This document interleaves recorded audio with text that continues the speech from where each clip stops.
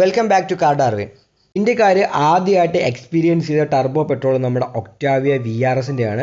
First generation മുതൽ തന്നെ Octavia VRS നമുക്ക് ഇന്ത്യയിൽ കിട്ടുന്നുണ്ട്.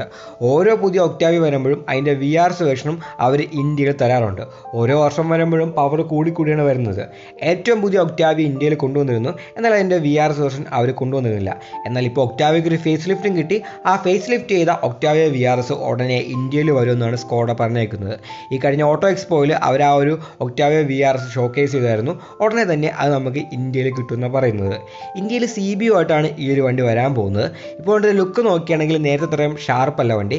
പഴയ VRS നോക്കുകയാണെങ്കിൽ ആ ഒരു സ്പ്ലിറ്റ് ആയിട്ടുള്ള ഹെഡ് ലാമ്പ് വന്നുകൊണ്ടിരുന്നത്. എന്നാൽ ഇപ്പോൾ ആ ഒരു ഹെഡ് ലാമ്പ് ഒന്നായിട്ട് അതിനകത്ത് ഒരു DRL കൊടുത്തിട്ടുണ്ട്. ആ ഒരു പഴയ ഹെഡ് ലാമ്പിൻ്റെ ഡിസൈൻ തോന്നിപ്പിക്കുന്ന പോലത്തെ രീതിയിൽ 2 DRL അകത്ത് കൊടുത്തിട്ടുണ്ട്.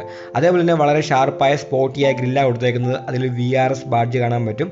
നല്ലപോലെ തന്നെ സ്പോർട്ടി ആയിട്ടുള്ള ബമ്പറും വണ്ടിക്ക് കൊടുത്തിട്ടുണ്ട്. സൈഡിൽ നോക്കുകയാണെങ്കിൽ വലിയ മാറ്റമൊന്നുമില്ല, ഏതാണ്ട് പഴയ പോലെ ഇരിക്കുന്നത്. പിന്നെ റിയറിൽ നോക്കുകയാണെങ്കിൽ ആ ഒരു ബൂട്ടയിൽ നമുക്ക് ഒരു സ്പോയിലർ കാണാൻ പറ്റും. ആ ഒരു ബൂട്ടിനോട് തന്നെ അറ്റാച്ച് ചെയ്ത് വെച്ചേക്കുന്ന ആ ഒരു ചെറിയ സ്പോയിലർ പോലെ കാണാൻ പറ്റും. താഴത്ത് നോക്കുകയാണെങ്കിൽ ഡിഫ്യൂസറിൻ്റെ ഡിസൈനൊക്കെ കൊടുത്തിട്ടുണ്ട്. അത് ഫംഗ്ഷൻ അല്ല, ശരി, അത്യാവശ്യം നമുക്ക് ആ ഒരു ലുക്ക് കിട്ടാൻ വേണ്ടിയാണ് ഡിഫ്യൂസർ പോലെ കൊടുത്തേക്കുന്നത്. പിന്നെ ട്വിൻ എക്സോസ്റ്റുകൾ വരുന്നുണ്ട്. അത് ഒറിജിനലാണ്, ഷോയ്ക്ക് വെച്ചേക്കുന്നില്ല. ഒറിജിനലായിട്ടുള്ള ട്വിൻ എക്സോസ്റ്റുകളാണ് വണ്ടിക്ക് കൊടുത്തേക്കുന്നത്. ഇൻറ്റീരിയേഴ്സ് നോക്കുകയാണെങ്കിൽ അത്യാവശ്യം വില കൂടിയ ലക്ഷറീസ് ആയ വണ്ടിയാണ്. അതുകൊണ്ട് തന്നെ വളരെ പ്രീമിയം ആയിട്ടാണ് ഇൻറ്റീരിയേഴ്സൊക്കെ ഉണ്ടാക്കിയേക്കുന്നത്. ബ്ലാക്ക് കളർ ലെതറാണ് വണ്ടിയിൽ വന്നേക്കുന്നത്. അതിൽ റെഡ് കളർ സ്റ്റിച്ചും കാണാൻ പറ്റും. നമ്മൾ ഡാഷ്ബോർഡ് നോക്കിയാലും ആ ഒരു ബ്ലാക്കിൽ ആ റെഡ് കളർ സ്റ്റിച്ച് നമുക്ക് ഡാഷ്ബോർഡിലും കാണാൻ കഴിയുന്നതാണ്. മൊത്തത്തിൽ ആ ഒരു ബ്ലാക്കും റെഡുള്ള തീമിലാണ് അകത്ത് വന്നേക്കുന്നത്. പിന്നെ എവിടെ നോക്കിയാലും നമുക്ക് ആ ഒരു RS ബാഡ്ജൊക്കെ വണ്ടിയിൽ കാണാൻ പറ്റും. പിന്നെ ഒക്ടാവിന്ന് ഡിഫറൻ്റ് ആയിട്ട് പുതിയൊരു സ്റ്റിയറിംഗ് വീലാണ് RSൽ അവർ കൊടുത്തേക്കുന്നത്. കുറച്ചുകൂടെ ഗ്രിപ്പൊക്കെ ഉള്ള അടിപൊളി ഒരു സ്റ്റിയറിംഗ് വീൽ കൊടുത്തിട്ടുണ്ട്.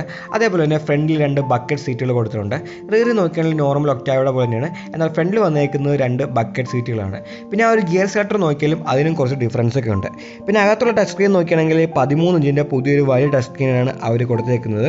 അതേപോലെ തന്നെ 3 സോൺ ക്ലൈമറ്റ് കൺട്രോൾഡ് AC വരുന്നുണ്ട്. പിന്നെ നോക്കുകയാണെങ്കിൽ വണ്ടിയിൽ ആ ഒരു ആംബിയൻ ലൈറ്റും കാര്യങ്ങളൊക്കെ അവർ കൊടുത്തിട്ടുണ്ട്. വയർലെസ് ചാർജിങ് വരുന്നുണ്ട്.